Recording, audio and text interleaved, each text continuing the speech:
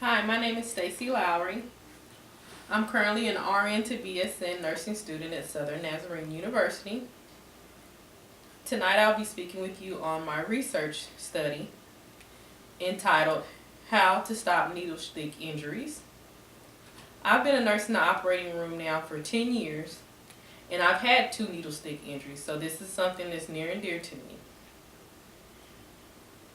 Needle stick injuries are a workplace hazard for healthcare employees. The CDC estimates that over 385,000 needle stick injuries happen yearly. These needle stick injuries subject healthcare employees to Hep B, Hep C, and to HIV. Needle stick injuries can also be costly to the employee and the employer because of treatment. Prices for treatment range anywhere from $71 to $5,000. So my research proposal is over if education on how to prevent needle sticks will help decrease needle stick injuries. My problem statement: there's a high occurrence of needle stick injuries in the operating room due to interventions not being used properly. The purpose for the project is to evaluate if safety interventions and devices are being properly used in the operating room to reduce needle stick injuries. My research question is: would education on needle stick injuries help reduce the needle stick occurrences in the operating room? My research design is a comparative design. I'll have an experimental group and a control group.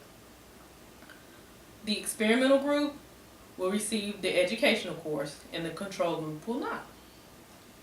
After the educational course and over a year's period of time, we'll come back and evaluate the statistics for needle stick injuries for both groups.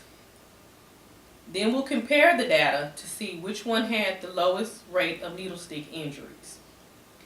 Once this data and the amount of injuries have been determined, we'll then go back and give a survey to the experimental group to see if the interventions they were taught in our educational course were used.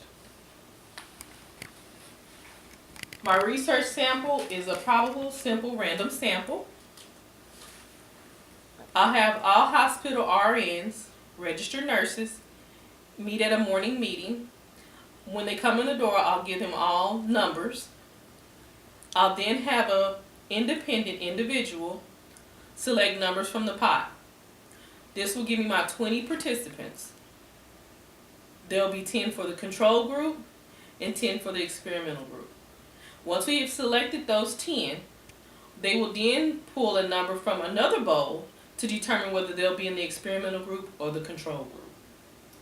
The setting for this study would be a hospital emergency room that has a high occurrence of needle stick injuries.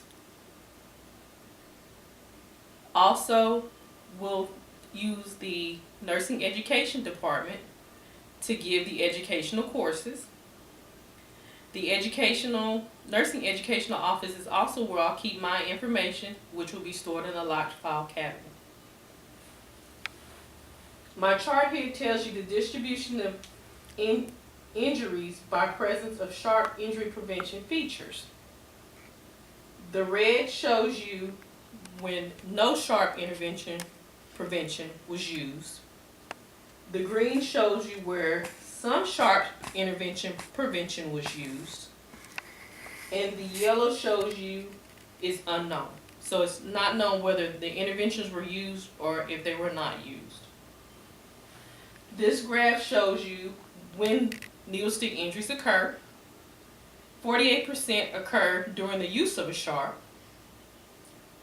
30% occur after the use of a sharp. 11% occur during disposal. 3% occur during needle recapping. And 8% occur at other times. The healthcare providers that are subjected to needle stick injuries are nurses, physicians, laboratory workers, and housekeepers. The CDC also tells us that 78% of needle stick injuries occur during recapping. So now I will tell you about the interventions that will be taught in the educational course that we will be giving to the experimental group. How to prevent needle stick injuries.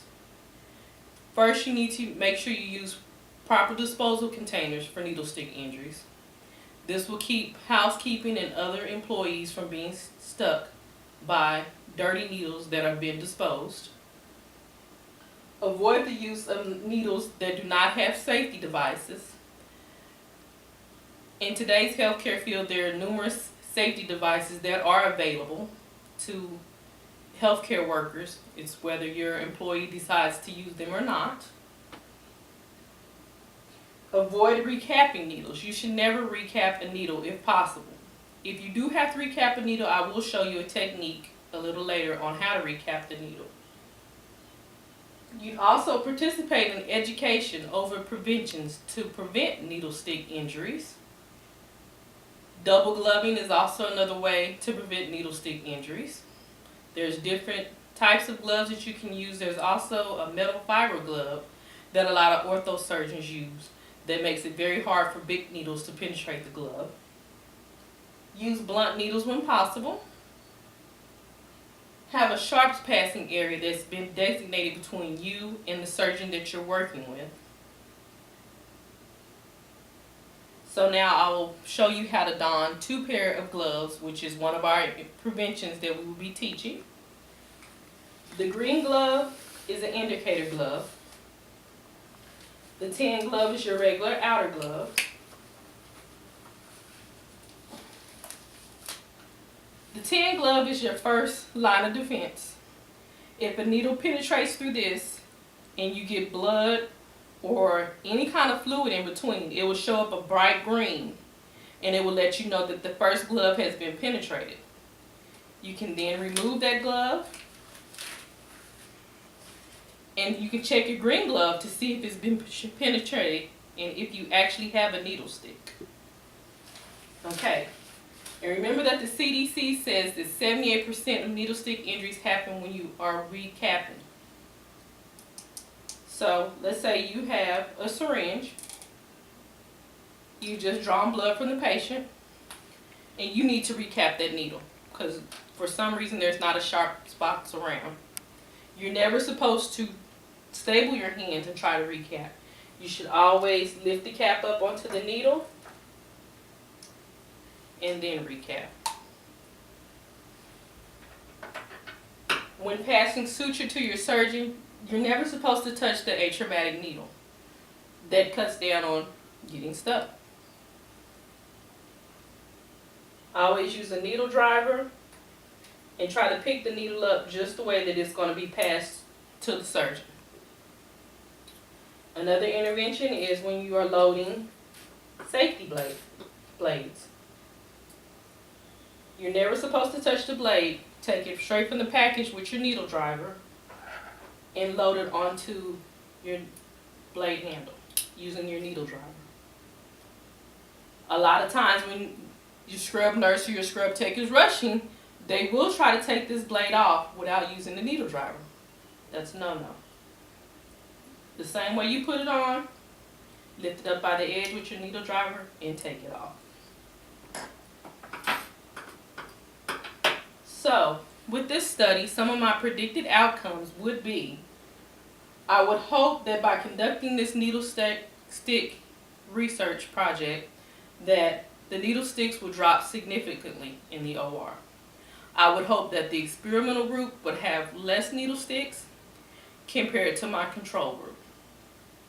Once the survey is given, I would also hope that the experimental group used the interventions that were taught in the educational course.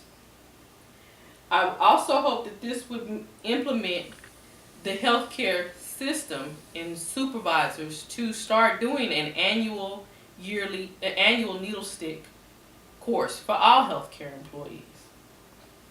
Now, I'll give you a closer look at my board.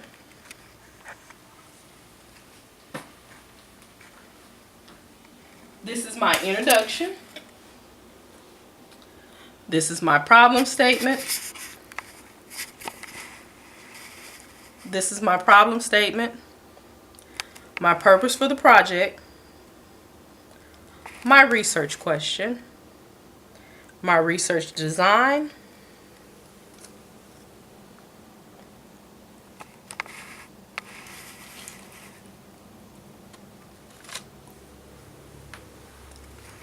Over here gives you my research sample, my research setting,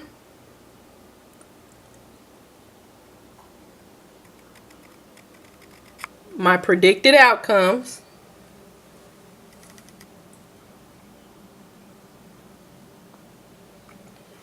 my statistics, and some of the preventions that will be taught in my educational course.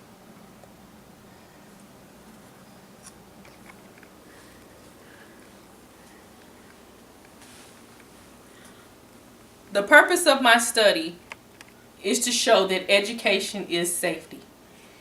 If we are taught better, we'll do better. Once again, thank you for your time.